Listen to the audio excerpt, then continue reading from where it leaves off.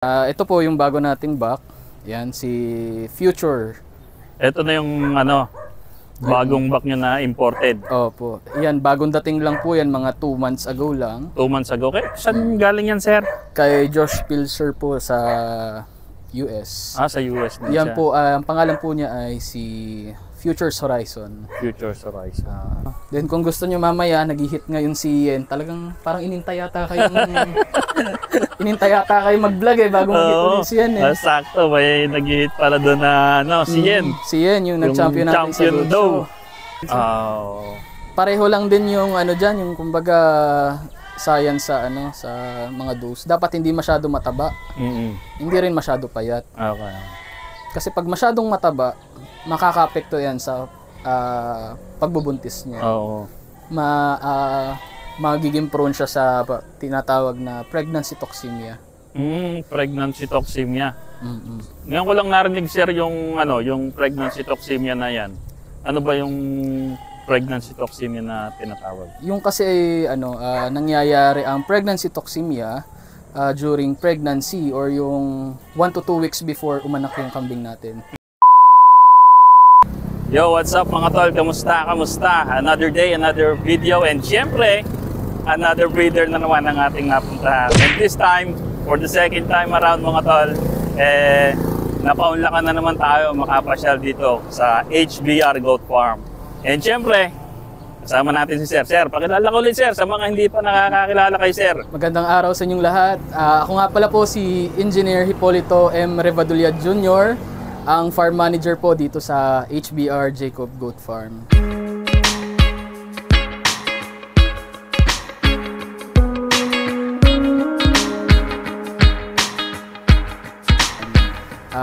Parang halos 1 taon na po yung huling bisita ni Sir RJ dito sa farm.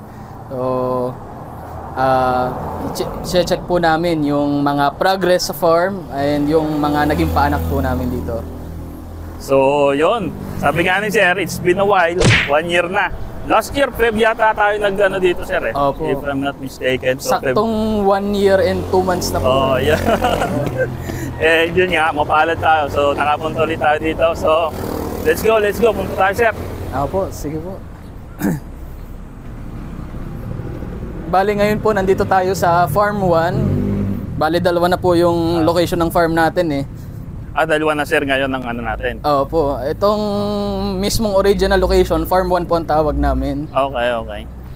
So ito pala, ito na ngayon mga tol is yung Farm 1. Bali ito yung pinunta natin last time, no? Opo. So tingnan ulit natin. And yan, grabe. Kahit summer, ang dami pa rin dito, Sir. Opo, yan po ay kahit tag-init, dinidiligan po namin. Para, may patubig. Opo. Oh. Hose lang naman po yan. Hose, okay. Para makumpayan pa din. Kasi lalo na ngayon, tagtuyo. Tagtuyot, okay. Mahirap ang magpakain po ng ng mga kambing. So dito naman, Sir, sa farm, hindi kami nauubusan ng pakain. Lagi kami may stock na corn silage. Okay.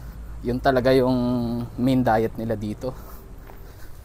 Dito sa farm, Sir, hindi lang kambing ang nandito. Actually, may mga bubuyog na din dito May bubuyog? Mga parang bago to, Sir, no? Opo, bago yan. Last time wala. Opo, last time. Dito po tayo dumaan sige. sa kabila. May bubuyog na rin pala dito. Opo, pero yun yung stingless. Stingless po yan. Stingless kung tawagin. Mas masustansya po ang ma-harvest yung honey dyan. Yan. More than 100 plus po na boxes ang 126 colonies. 126 colonies or box po ng mga bees ang nilagay po namin sa farm. Okay. So dito 2 po ang ganyang setup. Isa dito, tapos meron pa po dun sa likod. Pero dun sa mga Nara farm po namin, sa mga tree farm, more than 100 po na colonies ang nilagay namin. Meron din pala silang ganito. Pero nakapag-harvest na kayo dyan, Sir? Hindi pa, Sir. Ngayon, kumbaga, ilang ba yan? Taon din? Taon din, yes. Grabe, Grabe talaga yung mga improvement dito sa farm ni Sir HBR na mga tol. So yan, ngayon, mayroon na silang bees. Stingless bees. So, Baka next year, mag-harvest ka na rin yan, sir. Opo, baka i-vlog ko yun sa sa iba kong channel. Sa YouTube channel. Yun, abangan natin yan mga tol. Tingnan natin yung ano yan. So, Magala tayo dito dito. muna po ulit tayo sa mga pen natin. Sa pen po natin dito sa kaliwa, na andyan po yung bago nating barako. Dito? Opo. Okay. Medyo marami nga lang mga pananim. Dati wala pa tong mga tubos ah. Wala pa tong mga to yata sir last time na punta ko ah. Maliliit pa po yan Oo. dati. So dito muna tayo. Opo, dito muna tayo. Oop, palabas. Sige, papasok naman po yan. So, ganito po yung style namin sa farm. Even though yung mga cages namin isolated, pag mga ganitong oras, binababa po namin yung kambing namin. Ah, okay. So, dito, kada pen po namin dito, may sarili-sarili silang buck.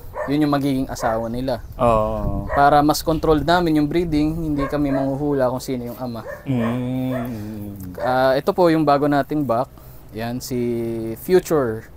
Ito na yung ano, bagong back nyo na imported. Opo. Yan, bagong dating lang po yan, mga 2 months ago lang. 2 months ago. Okay, saan galing yan, sir?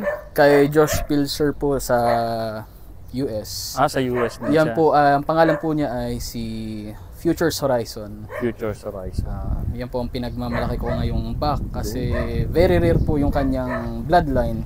Ama po niya si Back to the Future Ennobled na isang kilalang black dappled sa US. Ah, okay. So, ennobled pala yung anong yan? Opo. Yung back na yan? Yung ama po. Ah, yung ama? Opo. Ah, okay. So, yung grabe pala. Dito kasi sa Pilipinas, sir, walang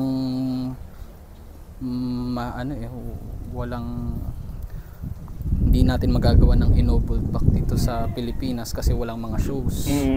Kasi kailangan mo ng mga US ABGA sanction shows para magka-points yung mga kambing. Okay. Speaking of ennobled boss, kasi ayan, malimit nating marinig yan. Ennobled line, ito, ganito, ganyan.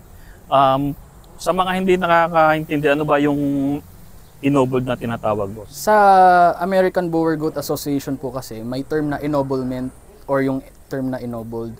So yung ennobled, binibigay siya sa mga kambing na productive. By meaning ng productive, nananalo yung kambing mo sa show. Then pati yung anak mo dapat magka-points din sa show, nananalo din sa show. So pag na-achieve mo yung number of points para maging ennobled yung isang kambing mo, bibigyan, ipapa-inspect yan ng mga judges sa ABGA, i-inspect yung goat mo bago siya maging ennobled. Tapos makikita mo na sa website nila na kinikilala na yung kambing mo as ennobled. Oh, so hindi pala basta-basta maging ennobled. Kumbaga, may kailangan talaga, may yung sa mga show, lagi kang nananalo or nakuha mo yung total amount of points. So yung pala yung ibig sabihin ng ennobled mga tol, ennobled. So pag nakakita kayo ng mga ennobled line, mga ganon, US. Ibig sabihin winning line. Winning line po. Consistent. Kumbaga yung mga production niya consistent na kahit yung mismong kambing na ennobled, magaling siya magbigay, kahit yung anak niya magaling din magbigay. Yun. Ito naman, sir. Ito yung anak to ng ennobled eh. Anak ng ennobled line. Back to the Future ennobled yung tatay niya. Grabe, ang ganda. Nasa working pala siya eh. Hindi pa siya masyado mataba, di siya masyado payat. Ilang months na yan, sir? Mag 2 years na siya next month. 2 years. Opo. Ginagamit ko na siya ngayon, siguro nasa 9 dose na this month, nung April pa lang. 9 dose na yung na-bred niya. 9 dose. Then kung gusto nyo mamaya, nag-hit ngayon si Yen. Talagang parang inintay yata kayo mag-vlog eh bago mag-hit ulit si Yen eh. Sakto, may nag-hit pala doon na si Yen. Si Yen, yung nag-champion natin sa Goat Show. Sa Goat Show, so sakto. Nasampahan na siya kanina, pero tingnan natin kung sasampahan ulit siya. Pero dito pa rin siya, yan, sir. Ito yung yan. Kasi napag-aralan ko na rin yung genetic na yan eh. Talagang malakas yung kanyang pagiging traditional yung blood. So, mahirap talaga siyang ibato sa dapol. Eh. Oo. So, i-expect mo ang anak talaga niya is traditional or painted. So, More dito ko na on- lang siya ibigay sa pula. Okay. So ito yung back na bagong back to ha. Enobold line white tiger dappled. Tiger. Yeah. Yan. Tiger dappled pala, tiger dappled. Red tiger dapple yan. Oo. Sir. Napakaganda. Payat pa siya kasi bagong ahit. Oo. Pati hindi pa siya matagal sa farm eh. Oo. Pagka dating dito sa farm, trabaho agad siya. Talagang mamamayat siya ng kaunti. Pero yan, Salang agad siya sa breeding. opo. Pero yan sir, maganda sa katawan ng kambing. Hindi natin dapat patabain. Hindi rin natin dapat masyadong payat. Oo.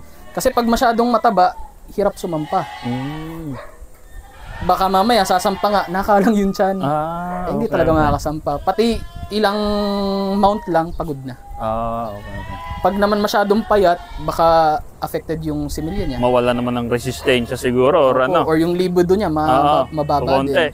Mababa. Kaya kumbaga, ganyan lang dapat yung mga mga weight ng ating mga breeders.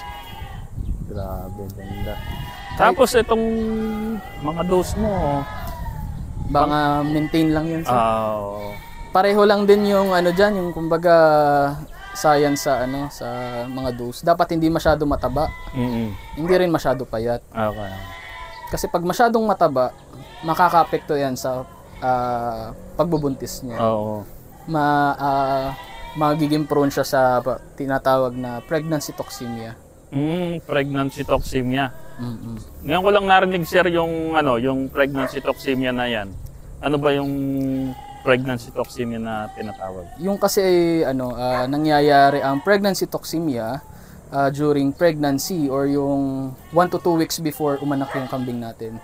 So ang gestation kasi ng kambing 143 to 155 days.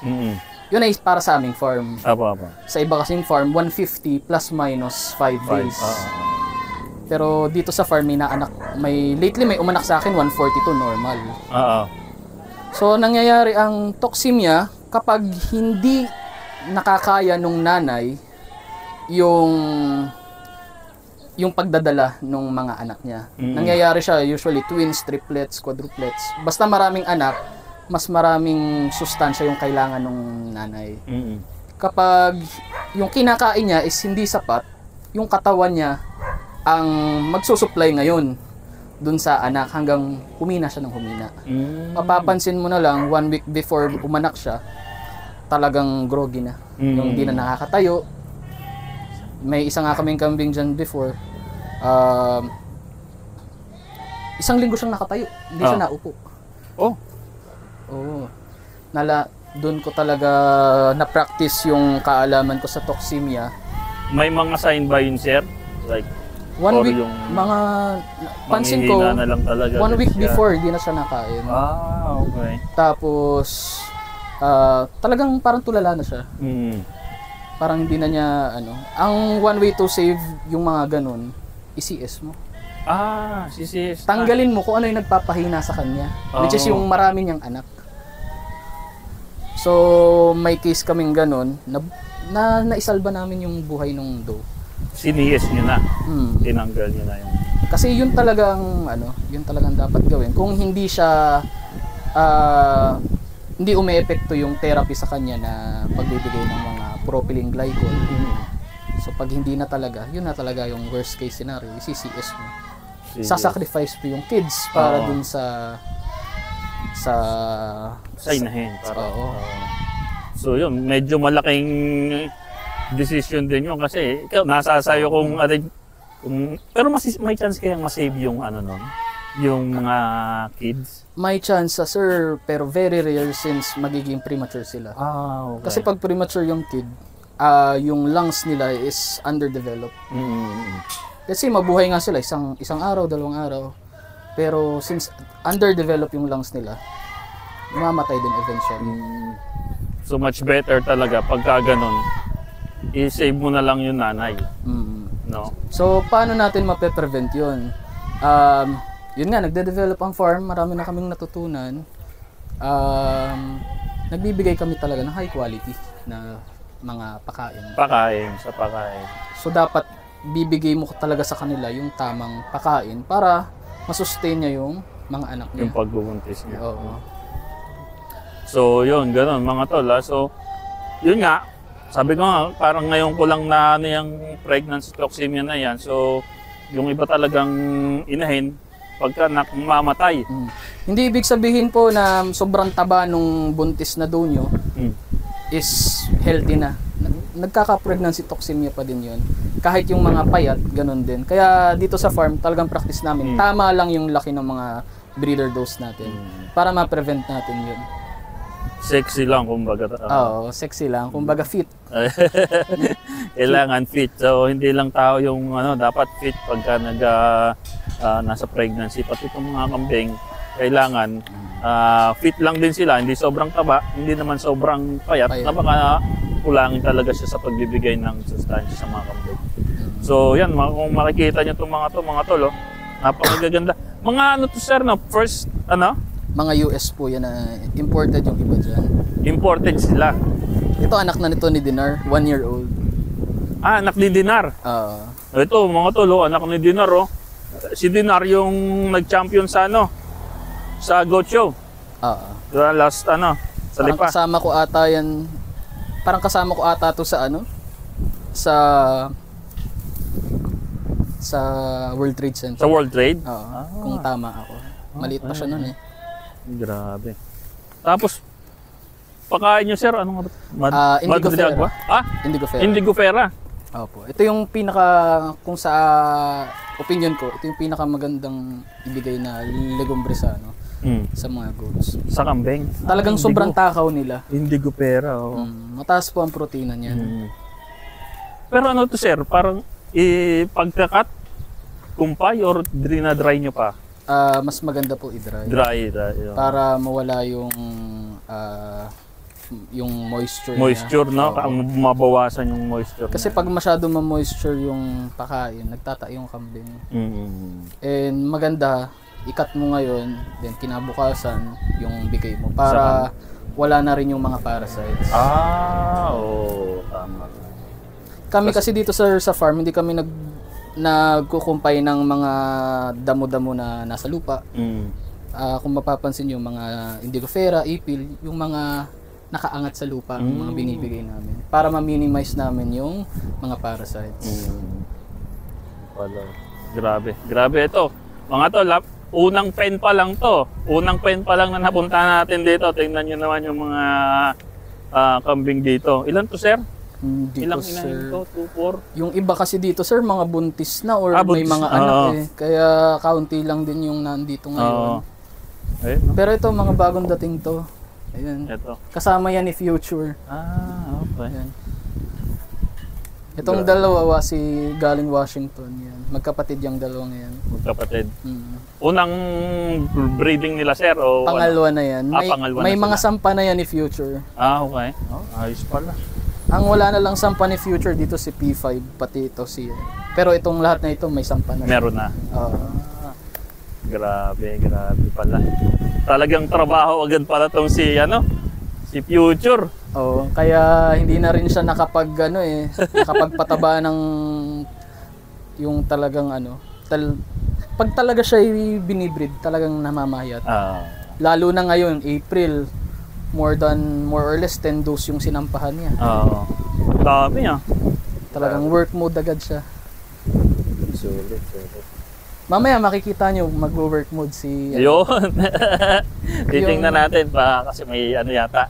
Yung dough natin na si Yen ay nag-hit ngayon. So, ibigay ulit natin kay Future para makita nyo yung actual niyang pasampa. Tingnan natin kung paano umaksyon to. Doon naman tayo sir sa kabila. Sa kabila tayo sir? Oo. Sige sir, sa kabila tayo. Sir, Paano? Yung tubig na to sir, na talaga? Laging meron dyan? Opo, dahil lalo na po ngayon, sobrang init. Ang mga kambing po, pwede rin ma-heat stroke. So, lagi po tayong may supply lagi ng tubig. Okay. Sila naman po, alam naman po nila pag uhaw na sila, pupunta talaga sila dito. So yun, maganda to, may automatic. May tubig na silang nakastock dito. So, yan. Mineral po yan. Mineral? Hindi, joke lang. Kala ko mineral yan. Malulugi ako pag mineral yan. Tara, tingin tayo sa kabilang pen.